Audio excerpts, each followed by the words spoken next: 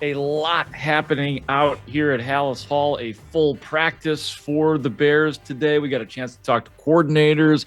I got back into the locker room today as well. And I am looking at right now, for the benefit of people getting into their cars right now and wondering, all right, who's healthy and who is not for the Chicago Bears right now? Here's the good news.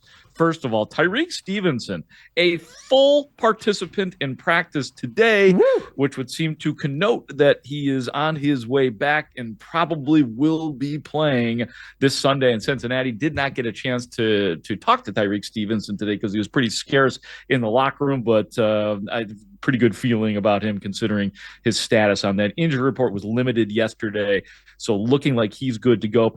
And gentlemen, the Bears, as I suspected, started to get some of those receivers back. All four of their top receivers were DNPs, did not practice yesterday, but today, Olamide Zaccheaus was back, limited. He's been dealing with a knee injury. Rome Odunze, from whom you will hear in a second, has had a heel injury, did not practice yesterday, but was limited today. DJ Moore, with the hip and groin issue, was limited in practice today after missing yesterday. So that's the good news. Luther Burden continues to be in concussion protocol, so he did not practice, nor did Roschon Johnson or Dominique Robinson. And DeAndre Swift, again, did not practice today. Best guess is it's maintenance, and he does seem to have a high tolerance for pain. So I do have a good feeling about DeAndre Swift, but we'll wait and see what the final word is on him. Joe Thuney not out there today, just resting for Joe Thuney. So that's what it's looking like on the injury report today. One more Cole Kmet, limited like he was yesterday, right? Yeah, same as yesterday, Speaks. Right on. Yeah, so he is definitely trending towards playing. I mean, I know just like talking to Cole Kmet yesterday, he was pretty pissed that he missed a game because he had that streak of games that he did not miss, 50+. So I imagine that they will be full at the tight end position. But again, we will wait and see. One of the other things, guys, that I thought was semi-newsy today was the way they were talking about penalties, and specifically offensive coordinator Declan Doyle had told us this morning that they have started doing different things in practice in the name of reducing those penalties, which we know have gotten into the double digits multiple times this year for the Bears. He would not share with us what specific things they were doing in the practice to help quell the penalties. So we turned the microphone on Rome Odunze to see if he would tell us anything about what the practice was like today. Yeah, we've had some different ideas for it. Just bumping out the crowd noise, obviously holding everybody accountable to it as well, to a different standard, a higher standard. So that way, we can just eliminate those errors. You were talking about that a little bit too. How do you hold people accountable? I mean, if those things happen, it's whether it's you out for that play and you got to reflect on it, or we used to have a sign at UW. If you did something like that, you had to go touch it. It was called a TNT sign, and it was far. So every time you do that, you got to go touch it. But just different ways. Yeah. You said you added the crowd noise or extra crowd noise out there. Have there been also consequences that are different within practice when you guys make penalties? For sure. Yeah, I definitely think we definitely see that. I don't know. It's hard for me to give you a specific example. It was my first day out there. We didn't have many pre-snaps today, so but definitely, I think the consequences may be a little bit harsher. But that's what we need to understand. The consequences are harsher when we get into the game. You know what I mean? And that proved itself true last week. Yeah, that's good stuff. So I'm sure the coaches are still involved and choosing something to do. I wonder if it's a group thing, because like if you make the whole group drop down and give you push-ups or whatever, like whatever the equivalent is, and then the leaders. I thought they already had it. I thought they had up downs. I thought that was the whole thing. Maybe. They love doing up downs. That's just the defensive players, though. That's true. The defensive. Yeah. So. But you want to get the leaders stepping out and doing your bidding. Make the leaders do stuff, even if they're not the ones that screwed up. Then the leaders will be all pissed off. Yeah, I guess one thing that was a little bit disconcerting that I didn't add in the cut is that one of the things that has been said is that they need to tighten up and take more seriously the walkthrough portions of practice and the days that are like at the end of the week that are walkthroughs. And the reason that that's a little bit alarming is because they went through that last year. I remember that being a big deal, like with guys. And again, we don't see everything that goes on, but what I can definitely infer from what I've been told and the guys that have spoken on record, that that was a real problem last year at times. And that's a different staff. Now you have this staff kind of saying the same things, that these, you got to take the most rudimentary stuff you have to take seriously. And it sounded like they needed just a little bit of getting in line as it pertains to that. So I guess that's the only part that worried me a little bit about it. Continuing on, guys, in the locker room, and we'll get to some of the coordinators here in a bit, but I'm just bringing you guys the freshest stuff, and I think some of the best stuff of the day. Brisker, with CD, Gardner-Johnson, Tyreek Stevenson, and Jaquan Brisker out there. It's going to be loud. That was what was on my mind today, and the trash talking that can be. But first, and you'll hear some of that fun stuff, but first, the serious. Brisker on the stress of playing the safety position with the Bengals have two terrific wide receivers, obviously, in Ja'Marr Chase, and we know that T. Higgins is no slouch either. Here's how Brisker responded to that challenge and that stress. I mean, we got two great safeties. We got a good tandem. So, to be honest, no disrespect, it doesn't put any stress on us. We just have to, play our type of brand of defense. And we got good corners, too. It's not like he's just going to walk up our corners. And, just play our type of brand of defense and get after them. And that's what we're going to do. With the juice that you're talking about with you, Gardner-Johnson, and you mentioned Tyreek Stevenson as well. Does that get in? Do you try to get into the heads of the other team? Is that really what it comes down to? Yeah, I mean, for sure. We're going to talk, and it does. I mean, especially the way I talk and the way other people talk. I mean, we get in people's head. Grown man over be really crying out there. A grown man with kids. Like, imagine that. Like, seriously. So it's hilarious. I wish I was mic'd up every game. Give us an example of a little trash talk. My rookie year, you could ask Kendall Vittle. He was at corner, and I was talking a lot of trash to Justin Jefferson, and he was crying. The second half, that's when he dropped, like, every ball. First half, he killed us, but second half, just pay attention to the game. You'll see. That's an example, though. All right, I'm a little worried that Ja'Marr Chase is just going to laugh at him and dominate him in the second half. Consider me worried. I mean, I guess you got to believe that you are as good or better than those guys. You can believe it. But, I mean, you don't need to say it. You don't need to go ahead and taunt the best wide receiver in the NFL, do you? Yeah. Well, both of them. Ja'Marr Chase. I think Chase is the best. And Justin Jefferson. Yeah, so how's that gone historically? Not great. It's gone great. Did you have a different reaction, Grote? You understand where we are. Grote is over there doing the Grote thing, man. Grote's up there stirring it up. Uh-huh. I like it. Well, I have gotten to know Jaquan Brisker a little bit, obviously, from being here throughout his entire career. And sometimes, veteran reporter like me, I kind of just have a little feeling about what he might be thinking and what he might be wanting to say. And I might have gotten that one right because he couldn't have been. Not only was he very specific in his example of trash talking, but he also gave me somebody to corroborate the story. Oh, you need a witness? Kendall I got Vildor. Kendall Vildor for you. Go call Kendall. I'll tell you more. And I'll have a really good nugget for you guys here in just a couple minutes to further the Jaquan Brisker trash talking saga and story, and a little bit more specifics on that Minnesota game. But I knew it. I knew that those three, man, that's going to be something to watch. Obviously, you can't let it get out of control, but that's three really emotional players that will be in the Bears secondary. So when Dennis Allen, as he kind of said today, and as yesterday, some of the players like Kevin Byard said, yeah, they're going to bring us juice. I will just say, be careful what you wish for, because you are certainly going to get it out there. As for it's interesting. Let me just say, Grote, that's great stuff. I just want to say, An NFL locker room needs to be able to deal with the juice. You need to be able to have the juice, and you like the juice, and you need to be able to withstand the juice. So hopefully this is an adult professional locker room that can handle it now. We'll find out. We're going to find out, man. Nobody knows. I mean, we could talk about how great the Bears locker room is and how good of a player Gardner-Johnson is when he is focused, but there's no guarantee any of this is going to work out. And, there might be more evidence to suggest that it won't, but it's not going to be interesting. That's what I will say about him. No doubt. What did Dennis Allen have to say about things? Yeah, Dennis Allen. So I thought this was really interesting. With Austin Booker expected to return, and he is expected to return and play in the game this Sunday at Cincinnati, we could see Dayo Odeyingbo start to play more on the inside, rushing from the inside. Here's Dennis.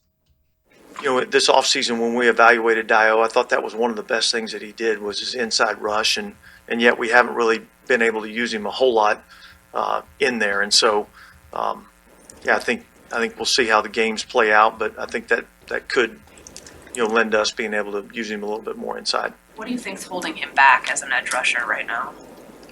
Oh, look, I think probably the biggest thing that's holding any of us back is in terms of edge rushing is, we've got to get into some of these games where we can, get the score in a position where, they're having to throw every down. It's much harder to rush the passer when you're in a, run play action down than when they're in, a drop back mode. I think, our ability to affect the passer or affect the passing game, I think has been demonstrated some in terms of third down when, that's really kind of a passing situation. There's different things that we can do, in terms of can we bring an extra rusher? Do we drop the ends? There's different things that we can do. But I do think, when we've gotten into situations where it's an obvious passing down, I do think there's been some things that we've done to be able to affect the passer. It's a good bit of nuance for Bears fans to consider. We've always heard about game situation, meaning, all right, they're going to go back to pass versus running. But no, what he's saying, and Ben said it yesterday, sometimes they go back to pass with the pretend running. And so your own instincts, you take that little quick step back, or you act in a different way on the defensive line. You don't get a chance to actually just go. So win first and second down is what Dennis Allen is saying. Win those down so that it's third and 9, 3rd and 11, and put up some points. Offense, help us out. That's what he was also saying. We'd like to be Dayo playing with a Odeyingbo. lead. Yeah, Odeyingbo 1 sack this year, 2 tackles for loss. It ain't enough for what they are paying him to be. And I feel like that happened in the first game. I think it did. Yeah, it was in the Minnesota game where we were all like, oh, there's Dayo. There he is. Where'd he go? So hopefully he will make a return and make an impact. We're asking everybody out here, guys, about Ja'Marr Chase. Everybody getting a chance to sing his praises. I thought the most real stuff and the best stuff came from Dennis Allen, who is not exactly a man known to pump up the opponent, not prone to hyperbole, but he had wide eyes talking about Ja'Marr Chase. With Ja'Marr Chase, what's kind of the most dangerous tool in that toolbox of his? All of it. You know what I mean? Look, he's got good speed. He's got a really good catch radius. He really basically catches anything that's anywhere near him. And he does a great job of getting in and out of breaks. I mean, his transition skills are outstanding. He's an exceptional player. And, when you watch the tape, especially over the last few weeks, they're feeding some targets to him. And there's times I look on the tape, I'm like, there's 2 dudes draped all over him, and they're still throwing the ball to him, So they got a lot of confidence in what he can do. And, he's an explosive player and somebody that's going to be a challenge for us to have to deal with. You faced him a few years ago. What stands out about that matchup the first time you got to see him out there? All those same things, Good. He's a damn good football player, and he's going to be a guy that we're going to have to pay attention to and know where he's at. And yet he's not the only one that's on the field that we got to deal with, So He'll be a big part of what we have to do game plan wise, but they've got some other weapons that we have to deal with too. Yeah, but he's the best receiver in the NFL because he can do absolutely everything, and that's guy what across Diaz from him saying. is really good too. I know. Yeah, they got troubles. I wish that Jaquan Brisker would have taken the same tone talking about those guys that DA did. You're really bothered by Brisker, aren't you, Lawrence? I'm bothered by it. Oh man, I just don't feel like it's. I hope he backs it up, and I hope that they back it up, and it would be great. It would be terrible if they got the treatment that the rest of the league has got. How many catches did Jamar Chase have? 70. He's got 70. 70 catches. 70. He would be 25th on the Bears' all-time single-season list now. after 8 games. 70 catches, 720 yards, and 5 TDs. That sounds like a good year to me. It's a great year. It's a Curtis Conway year. Maybe Jake Browning is the quarterback, and the Bears can make all of their dreams come true. I just feel like I don't know if they're really in a position to be poking the bear, no pun intended. Poking the Bengal. Feels like a guy that you just want to be like, he's really good, and we're going to have our work cut out for us this week. Yeah, we got to talk trash on him. All right, good luck. Who's it? Who was the kid who? LeBradford Smith. Oh my God! What a pull, MJ! What a pull! Thank you very much. That is outstanding. Who is LeBradford Smith? Talk trash on Michael Jordan, and it didn't go well. Did not go well. All right. What else you got, Grote? One more cut, and it is from the offensive coordinator of the Bears. Declan. Yeah. Young, transparent Declan Doyle. I've enjoyed getting to know him a little bit this year. I think one of the themes with Declan, and even in the locker room to some degree, it's specifically on Caleb, is Caleb doing a good enough job of spreading the ball around to his top targets? Rome Odunze has been targeted 56 times. The next closest to him are DJ Moore and Olamide Zaccheaus, each at 38 targets. So you will hear the build-up to the specific Rome question and what Declan Doyle thinks about the targeting that has gone on so far with Caleb. What's the ideal in your world? What's the ideal target share for a number one receiver? Target share, I think the biggest thing is that you want to be multiple enough that teams can't just key on that one player. I think it depends on what your weapons are. Obviously, for us, we're very fortunate to have a lot of them, and so you really don't want to be saying, hey, this guy's got to catch 12 ball. We don't really want to be force feeding one player. At the same point in time, you want to make sure that our guys are primary in the read in a lot of the plays that we're going to call. And so as we put the game plan together, that's taken into account quite a bit. Whether that's a wide out, a tight end, or a back, that's something that you always need to be looking at. And I think it changes week to week based on the matchups and who we're playing. Caleb and Rome seem to have pretty good chemistry with each other. Do you have to caution against locking in on Rome? I don't think you need to caution against anything. I think it's always if Rome is first in the progression, that's who we need to be looking at. If Rome is later in the progression, then your eyes need to be on 1 and progress to 2 and 3. We kind of let the plays take care of themselves as far as that goes. But I don't think anytime your quarterback and a player have good chemistry, I don't think that's a bad thing. I think we encourage that. Okay, this is one of the big conversations that we've been having all week when it comes to what Caleb is supposed to be doing and what the receivers are going to be doing. I can't wait to see how all of this stuff plays out because it's been a rough week, and I think that they're all trying to figure it out, and Caleb's trying to figure it out too. How did they not just keep guys happy, but how do they move forward as an offense? Let the offense be the star. Let the system be the star. Go where the ball is supposed to go. That's still what Mahomes does. It's what everybody does, unless those specific moments when you're like, well, I need to give it to my guy. By the way, I'm sorry, I'm just looking for the over numbers on Jamar Chase. Yeah, I was looking at those too. Yeah, I'm gonna try to figure those out. See how's it going? Mm-hmm. Yeah, Good luck. These are interesting times. Any nuggets and tidbits? Yeah, I guess people should know that Joe Flacco, I don't know if you guys have mentioned it today, but Joe Flacco did return to practice for Baltimore today after not practicing yesterday. He's been dealing with a right shoulder injury. Are we sure that he didn't run the scout team? Yeah. We have to look at everything now. We have to look at everything. Shout out to CBS 2's Matt Zahn for doing the dig on this nugget. He was part of the scrum of Jaquan Brisker, Lawrence, when we were talking about trash talking.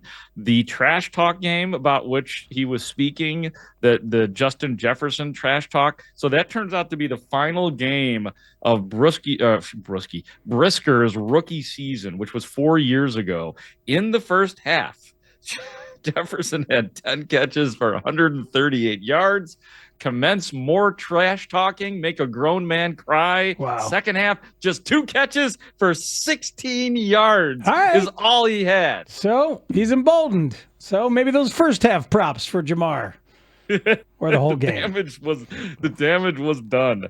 And then just one other thing too, I did ask Rome Odunze after his scrum, like, when did this heel injury pop up? And he said that, and this is not a great thing, I don't think, not like a 5-alarm fire or anything, but he says it's been bugging him all year, that it was essentially something that's been progressing, and that it just became more untenable in the last game. So it just something to monitor. Looks like, he was limited, which is an upgrade, but it's not great to hear that this is something that's been bugging him all year. Great job as usual, Grote. We'll talk to you soon. Later, guys. Bears.